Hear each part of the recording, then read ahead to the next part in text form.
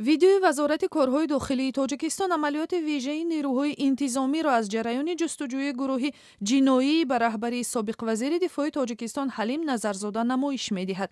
дар ин навори видеои аз рӯзи 7 сентябр дида мешавад, ки низомиён ҷасадҳои ҷангиёнро аз маҳалли задухӯрдҳо интиқол медиҳанд. нирӯҳои давлатӣ ҳамчунин миқдори зиёди силоҳ ва муҳимоти ҷангиро ошкор ва мусодира кардаанд. мақомоти Тоҷикистон Назарзода ва тарафдоронашро дар ҳамлаҳои террористӣ болои шӯъбаи умури дохилии шаҳри Ваҳдат ва дастгоҳи марказии вазорати дифоъ дар шаҳри Душанбе муттаҳам мекунанд, ки рӯзи 4 сентябр рух дод.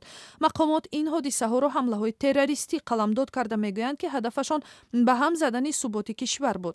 худи Назарзода бо як амри ҳукумати Тоҷикистон рӯзи 4 сентябр барои содир кардани ҷиноят аз мақоми муовини вазири дифоъ барканор шуд. ҳоло амалиёти ҷустуҷӯ ва боздошти Ҳалим Назарзода ва тарафдоронаш дар дараи ромид идома дорад.